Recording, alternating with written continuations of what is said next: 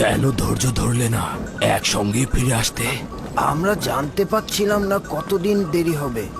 কয়েকদিন সবুর করতে পারতাম, কিন্তু যদি না আসে।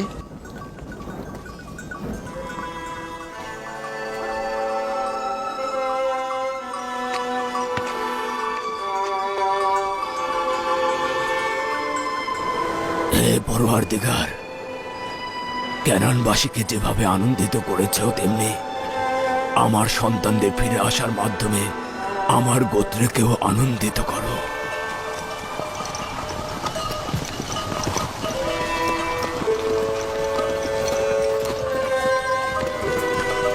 আমাদের অপর সঙ্গীরা হয়তো এতক্ষণ ক্যানানে পৌঁছে গিয়েছে। তারা আমাদের 3 দিন পূর্বে রওনা দিয়েছিল। হ্যাঁ, আমাদের পরিবারের সকলে চিন্তা করছে। তারা ভাবছে আমরা হয়তো কোনো দুর্ঘটনায় পড়েছি। বিশেষ করে যখন দেখেছে আমরা আজিজে মিশরের প্রতিনিধিদের সঙ্গে গিয়েছি এবং ফিরে আসিনি। হ্যাঁ, হতে পারে তারা ভাবছে আজিজে মিশর আমাদেরকে কি বিপদেই না ফেলেছে। আমাদের একটু দ্রুতই যেতে হবে। চলো চলো, তাড়াতাড়ি পথ চলো।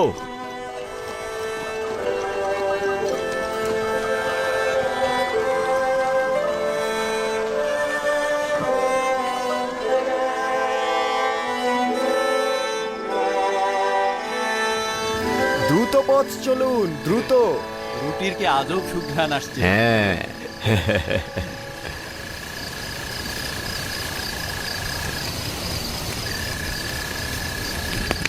উপভোগ করার মতো একটা মেহমানদারি ছিল। মায়ের কথা খুব মনে পড়ছিল, আর রুটিগুলো খুব মজার ছিল। হয়েছে হয়েছে, যে কয়টা রুটি বানানো হয়েছে সে কয়টা এখানে নিয়ে এসো, তারপর আবার বানাও। আটাগুলো আমাদের না দিলে যে কি অবস্থা হতো। আটা করার জন্য তো জাতাকল ছিল না, সব গম আমাদের চিবিয়ে চিবিয়ে খেতে হতো। তাদের কল্যাণ হোক, অনেক সাহায্য করেছে তারা। কিসের সাহায্য? অহেতুক ঝামেলা না করলে এতদিনে আমরা পৌঁছে যেতাম।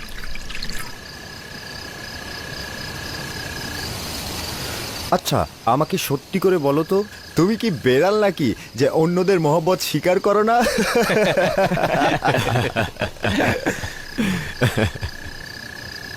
নাফতালি, কি হলো?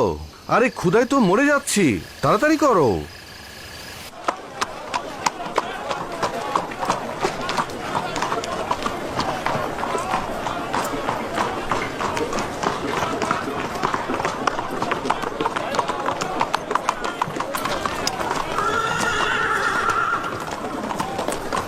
জনাব রুদামন,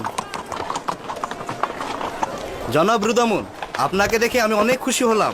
বার্নাভোরিয়াস, আমার প্রিয় ব্যক্তি, কি করছো? দেখতেই পাচ্ছেন আপনার পূর্বের দায়িত্ব আমার উপর অর্পিত হয়েছে। আমি দীর্ঘদিন তেবসের বাইরে ছিলাম। এখানকার খবরাখবর কি? তেবসের সকল খবর এক জায়গাতে গিয়েই খতম হয়, সে হলো ইউজার্সি। ইউজার্সি, ইউজার্সি। তার নাম এখন শুধু তেবসে নয়, মিশরের সব জায়গায় সবার মুখে মুখে। মিশরের মানুষ জানার পূর্বেই আমি এবং তুমি এই নামটির সঙ্গে পরিচিত ছিলাম। আমি তাকে যুদ্ধের কলাকৌশল শিখিয়েছি, আর সে আমাকে মনুষ্যত্ববোধ শিখিয়েছে। সে এখন কোথায়? আপনি তো জানেন, সে যদি না থাকতো আজ নীলিফার কোপ্তার জায়গায় আমি হাজতে থাকতাম। এখন সে তেবসের কার্যাবলী ও আমনের ইবাদতখানা নিয়ে ব্যস্ত। বানু জুলেখার কি খবর? অনেক দিন তাকে দেখি না। বানু জুলেখা অন্ধ হয়ে গেছে, ওইখানে বসে থাকে। তাই নাকি? আজ তো আসেনি দেখছি। দাঁড়ান, দেখে আসি।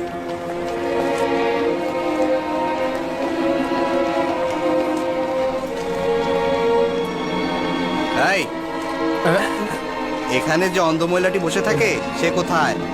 হ্যাঁ, ওই অন্ধ জুলেখা, তাই না? জানি না, আজকে তাকে দেখিনি। গুরুত্বপূর্ণ কিছু নয়, আমি খুঁজে বের করব। তুমি তোমার কাজে নজর দাও।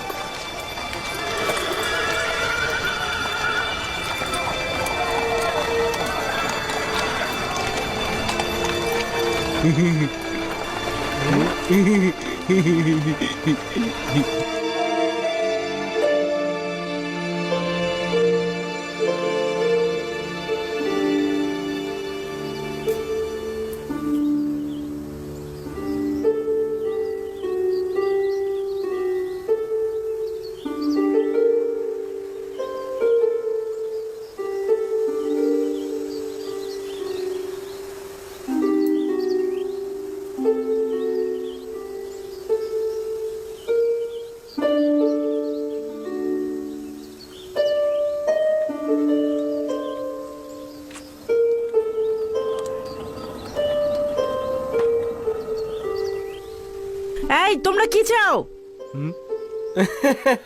বাবা, বানু জুলেখার দারোয়ানও আছে দেখছি। আবারও তোমরা দুজন এসেছো? এখানে কি করছিস? বানু জুলেখার এখন আর বকশিশ দেওয়ার মতো কিছু নেই। আফসোস, ইউজারশিপের পক্ষ থেকে বানু জুলেখার জন্য খবর নিয়ে এসেছি। এনেছি। তমা, তিয়ামিনি, কি হয়েছে? এরা কারা? বানু, ওই দুইজন ভব ঘুরে আবার এসেছে। গুরুত্বপূর্ণ খবর রয়েছে জুলেখা। আহাম্মক, বানু জুলেখা, বুঝেছিস? বানু জুলেখা। যাই হোক না কেন, বকশিস দেওয়ার মতো কিছু নেই। আফসোস, একজন ব্যক্তি যিনি কিনা ইউজারশিপের পক্ষ থেকে এসেছে বানু জুলেখার কাছে। এদিকে এত দেখি। হ্যাঁ,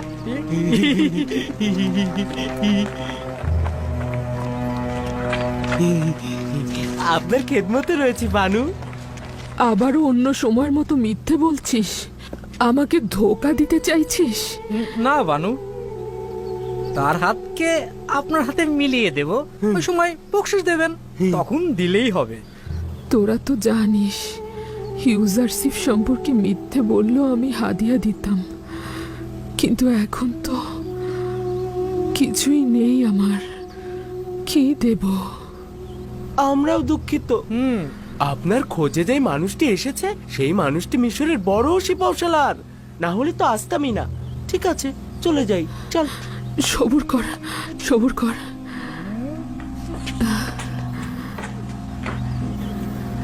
একটু দাঁড়া, আমি ফিরে আসছি।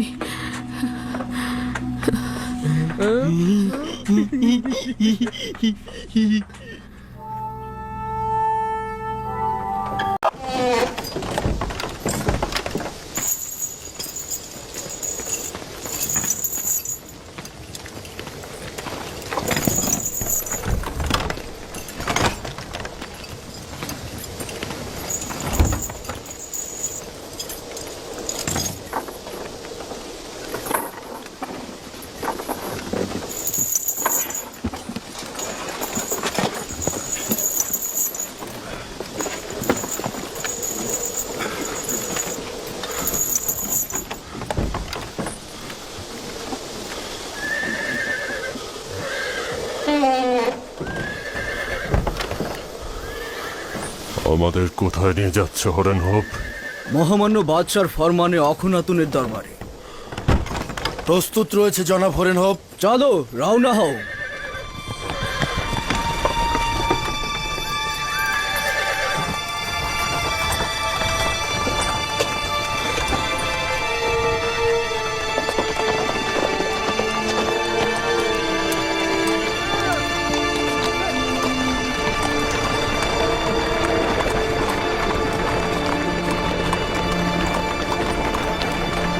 হরেন হোপ, আমি কি একটা সওয়াল করতে পারি? বলুন জনাব অজ্ঞামোহর, আপনি সওয়াল করতে পারেন। আমাদের আমেন হতে বা তোমাদের ভাষায় অখুনাতুন আমাদের কেন তলব করেছে জানতে পারি? বিচার কার্য শুনানির জন্য শহরের কিছু গণ্যমান্য ব্যক্তির সম্মুখে আপনাদের জিজ্ঞাসাবাদ করবে। জনগণের মধ্যে প্রচলিত ছিল যে আমুন কথা বলতে পারত এবং জীবিত ছিল, শুধুমাত্র পাথরের মূর্তি ছিল না। অখুনাতুন হয়তো আপনাদের এই বিষয়ে সওয়াল করবে। আমি অখুনাতুনের সওয়ালের জবাব অবশ্যই দেব, কিন্তু তুমি তো আমাদের বন্ধু ছিলে, তাই না? এবং আমাদের সহযোগিতায় তুমি মিশরের প্রধান সেনাপতি হয়েছ। কেন আমাদের একাকী ফেলে রেখেছিলে? আমরা তো তোমার কাছে সাহায্য চেয়েছিলাম। আমি এখনো আমুনের ইবাদতকারী, আপনাদের প্রতিও সম্মান জানাই, কিন্তু আমুনের পূর্বে অখুনাতুনের প্রতি আনুগত্য পোষণ করেছি, কেননা তিনি মহান খোদার সন্তান। সুতরাং তিনি অর্ধ খোদা পদমর্যাদার অধিকারী। একই সাথে তিনি আমার এবং মিশরের সকল মানুষের বাদশা। আমার দিল চায় আপনাদের জন্য কিছু করতে, কিন্তু আমি অপারগ। আচ্ছা, জানো আমাদের কে বিচার কার্য করতে চায়? ধারণা করছি জনাব ইউজারসিফ। ইউজারশিপ কি এখন আমাদের পিছনে লেগে আছে? সে কি কখনোই আমাদের একা থাকতে দেবে না?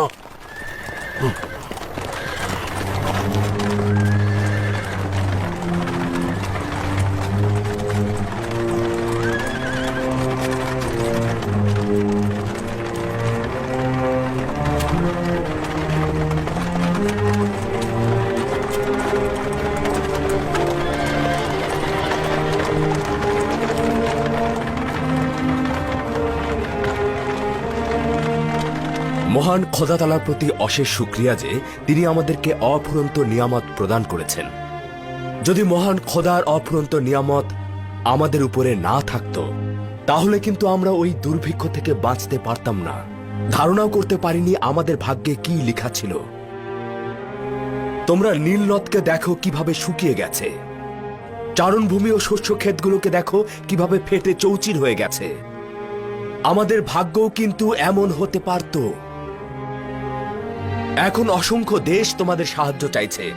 যদি মহান খোদা তাআলা না চাইতো তাহলে তোমরাও ওদের মতো সাহায্য চাইতে। অতএব খোদা তাআলার এই নিয়ামতের প্রতি অবশ্যই শুকরিয়া গোজার করবে। এখন তো তোমরা আর নির্জীব পাথরের ইবাদত করছো না। সেই সকল নির্জীব পাথরের পরিবর্তে এখন থেকে একক ও অদ্বিতীয় খোদার ইবাদত করবে। আমি এই মুহূর্ত থেকে তোমাদেরকে ফরমান দিলাম যে আমুনের ইবাদতখানা এখন থেকে একক খোদার ইবাদতখানা হিসেবে পরিগণিত হবে। খোদা তাআলা আমাদের সকলের কল্পকে হেদায়েতের নূর দ্বারা আলোকিত করুক।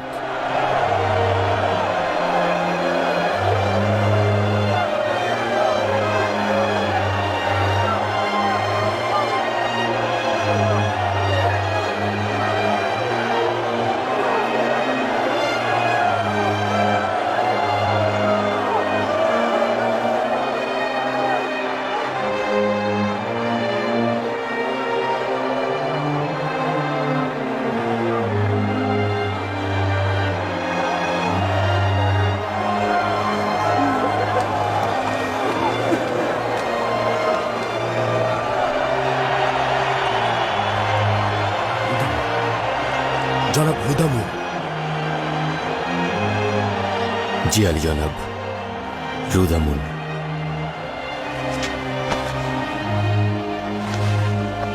এতদিন কোথায় ছিলেন? হোডেনহোবের সাথী হিসেবে উত্তর সীমান্তের প্রতিবেশী দেশগুলোর সাথে যুদ্ধে ছিলাম। এখন থেকে সবসময় আমার কিনারায় থাকবেন।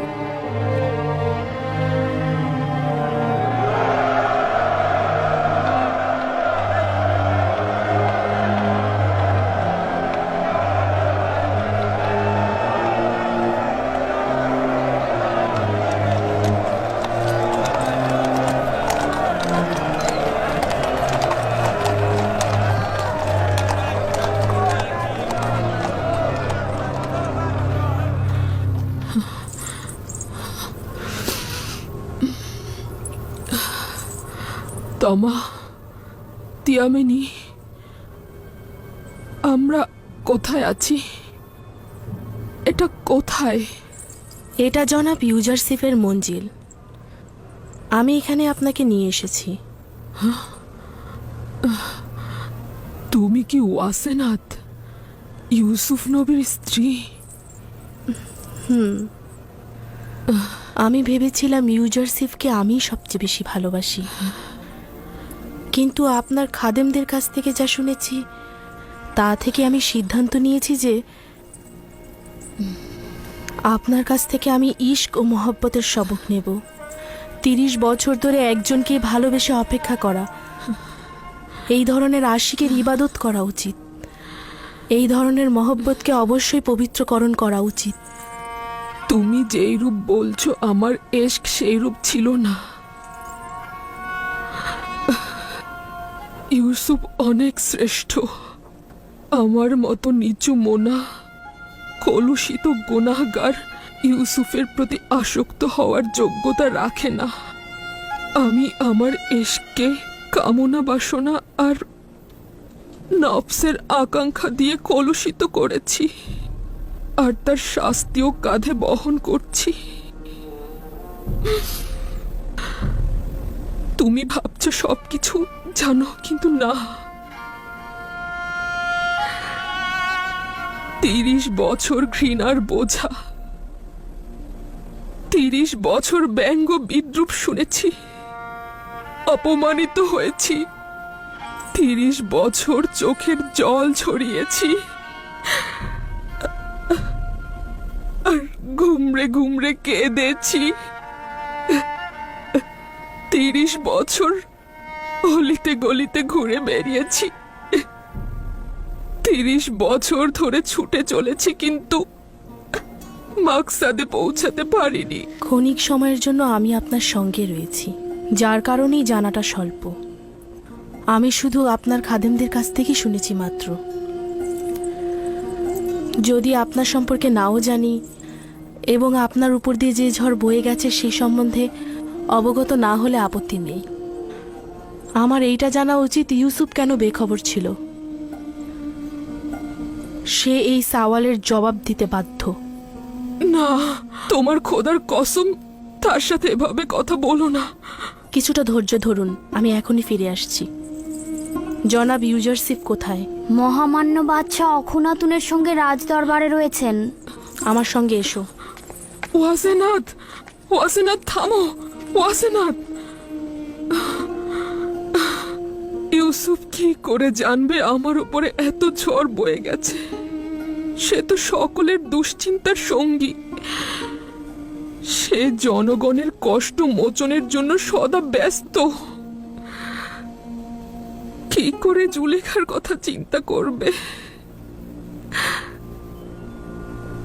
শুনেছি আপনি যখন ইবাদতখানায় থাকতেন তখন আমুন মানুষের সঙ্গে কথা বলতো, আর যখন থাকতেন না তখন আমুন নীরব থাকত। আপনি নিজে কি বিশ্বাস করেন যে তুচ্ছ অবস্থায় আমুনকে খাদেমদের দ্বারা লুকানো হয়েছিল সেই আমুন কথা বলতে পারে?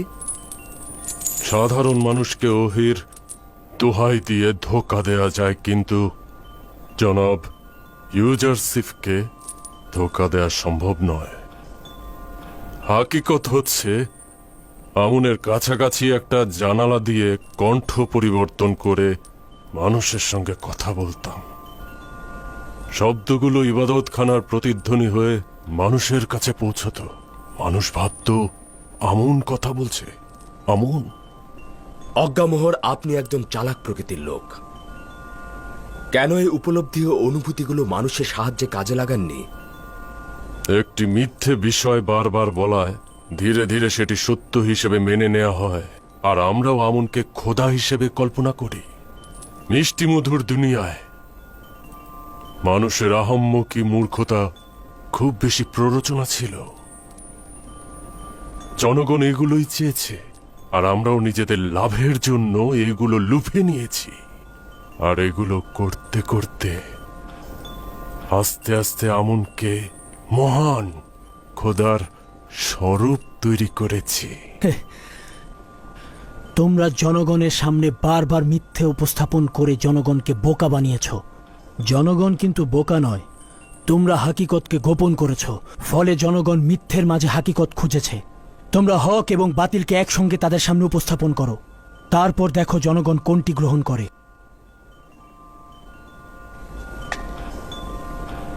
বানু অসেনাদ আজিজে মিশরের সহধর্মিনী প্রবেশের অনুমতি চাইছে। প্রবেশ করতে বলো। বানু অসেনাতের অনুমতির প্রয়োজন নেই।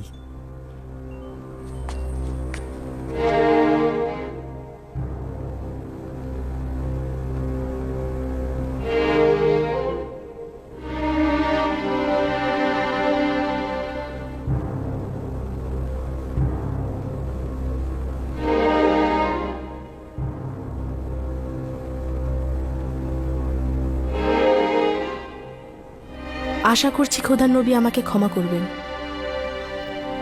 কেননা আমি তার বিরুদ্ধে মহামান্য বাদশার কাছে অভিযোগ দাখিল করতে চাইছি। আশা করছি খোদার নবী আমাকে ক্ষমা করবেন, কেননা আমি তার বিরুদ্ধে মহামান্য বাদশার কাছে অভিযোগ দাখিল করতে চাইছি।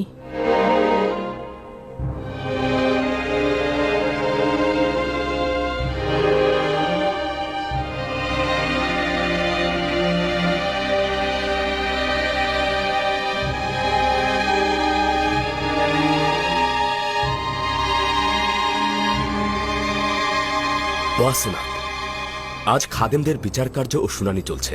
আমার বিচার না হয় অন্যদিন রাখো। আমার তাড়া রয়েছে, সবুর করতে পারবো না। খাদেমগণদের শুনানি পরে হবে। তুমি বলো অসেনাত। আমি জানতে চাই আজিজে মিশর জনাব ইউজারসিফ মিশরের জনগণের নাজাত দানকারী। তিনি মিশরের জনগণের দুঃখ কষ্ট নাজাত দিয়েছেন। তাহলে কেন ভবঘুরে বৃদ্ধার হাল হাকিকত সম্পর্কে আপনি বেখবর?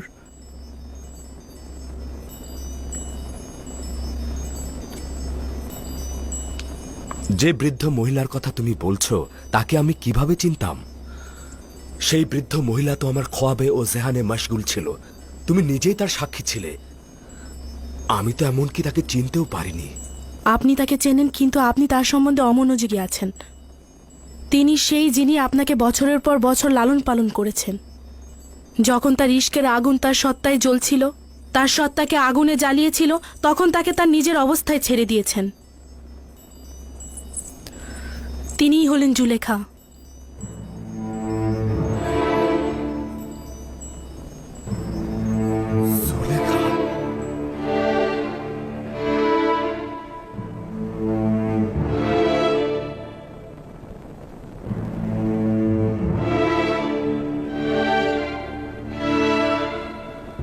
না, এটা সম্ভব নয়।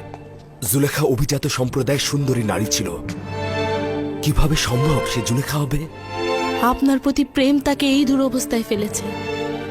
30 বছর আপনার অপেক্ষায় ছিল। আপনার খোঁজে ভবঘুরের মতো অলিতে গলিতে ঘুরেছে। তার সকল সত্তার জীবন, যৌবন, সৌন্দর্য আপনার নামে উৎসর্গ করেছে। আর আপনি কিনা তার প্রতি গাফিল ছিলেন। আসলে তুমি যা বলছো তা পুরোপুরি সঠিক নয়। সকল হাকিকত এটা নয়। মহামান্য বাদশাহ 12 বছর পূর্বে আমাকে জেলখানা থেকে আজাদ করেছিল। পুতিফার ও জুলেখা আমাকে মিথ্যা আঞ্জাম দিয়ে জেলখানা পাঠিয়েছিল। আমরা সাক্ষী ছিলাম। জুলেখা ইউজারসিফের উপর মিথ্যা দুর্নাম দিয়ে 12 বছর কারাগারে নিক্ষেপ করেছিল। তার সাথে যে অপরাধ হয়েছে সেটি কোনোভাবেই ক্ষমার যোগ্য নয়। সে সময় সকলেই তাদের দোষ স্বীকার করেছিল এবং ইউজারসিফ নির্দোষ ছিলেন তার সাক্ষ্য দিয়েছিল। আমি যখন জেলখানা থেকে আজাদ হলাম তখন তার সঙ্গে কি করেছি? কিছুই করিনি। আমি জুলেখা বা তার স্বামীর উপর কোনরূপ প্রতিশোধ নেইনি। সে কারণে তাদের খোদা তাআলার উপর শুকরিয়া থাকা উচিত। আমার পক্ষে এটা কি করে জানা সম্ভব যে মিশরের দ্বিতীয় শক্তিশালী নারী তার শান সংকট, ধন সম্পদ হারিয়ে রাস্তা রাস্তা ভিখারির মতো ঘুরে বেড়াচ্ছে? সে ক্ষমতার শীর্ষবিন্দু থেকে ভূপাতিত হয়েছে। তিনি অমায়িক হৃদয়ের মানুষ হয়েছেন। তুমিও তো জানো যে আমি অমায়িক হৃদয়ের মানুষকে কতটা পছন্দ করি। এই বৃদ্ধা নারী ও অসহায় চেহারা আমাকে কতটা কষ্ট দিয়েছে।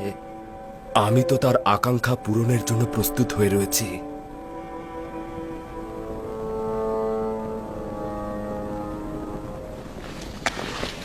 আমি এখনই জুলেখাকে একটু দেখে আসতে চাইছি। না,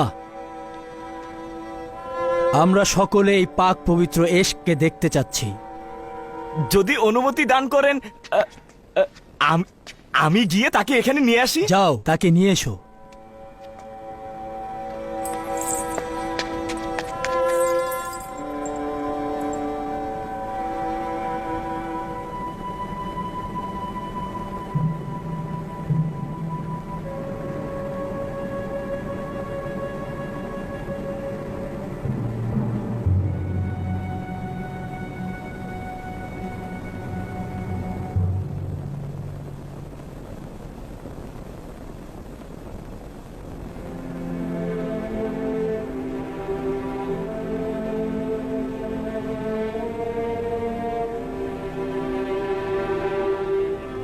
মহান খোদাতালা বলেছেন, জুলেখা প্রচুর কষ্ট করেছে এবং নিজের ভুলগুলো শুধরে নিয়েছে। সে এখন একজন ঈমানদার নারী এবং এক ও অদ্বিতীয় খোদার ইবাদতকারী। ইউসুফ তাকে পবিত্র ভালোবাসা দাও এবং সহধর্মিণী হিসেবে গ্রহণ করো। তার হকের জন্য তোমার দোষগুলো কবুল করা হবে। শুধু তাকে চাও, খোদা তাআলার পক্ষ থেকে তাকে গ্রহণ ও পালন করা হবে।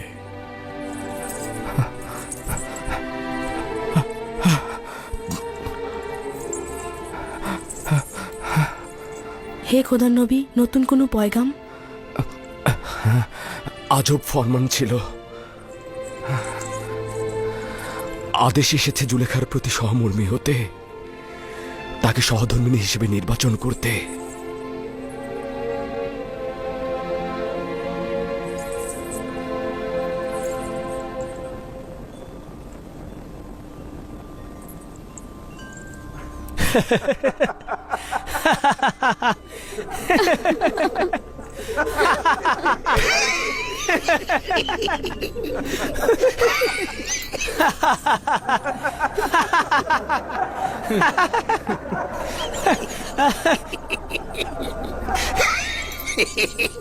বিবাহ, তাও আবার এই অক্ষম বৃদ্ধ নারীকে? সে তো অতিশয় দুর্বল ও বৃদ্ধ। একক ও অদ্বিতীয় খোদার ফরমান এটাই, এই বৃদ্ধ মহিলাকে আমি বিয়ে করব। তোমার মতাতে রূপবান স্ত্রী থাকতে কি আর কোন স্ত্রীর দরকার আছে? সে যেমন আছে তেমনই থাকুক, আমার জন্য তো কোনো পার্থক্য নেই।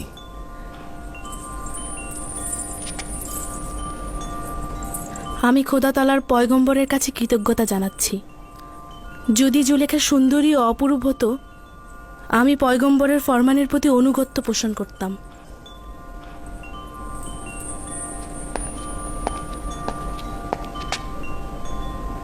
বানু জুলেখা ও তার সঙ্গী সাথীগণ প্রবেশের অনুমতি চাইছে।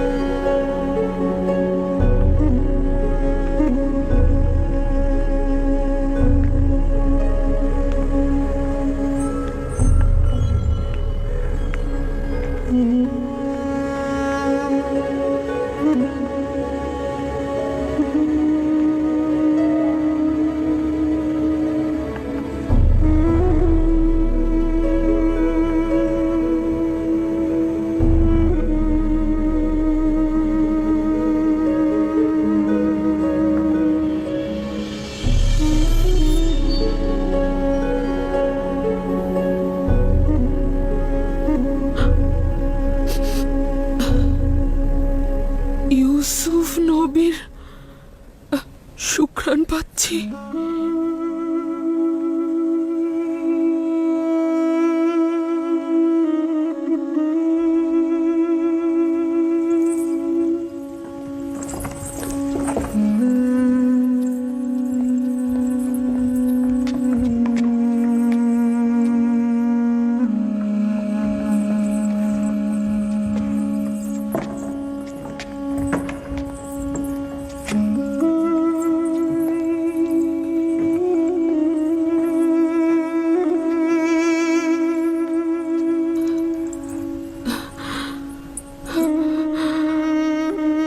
ওয়াসেনা, তুমি? আশা করেছিলাম খোদাবন্দের নবীর উপস্থিতিতে নিজেকে ধন্য করব।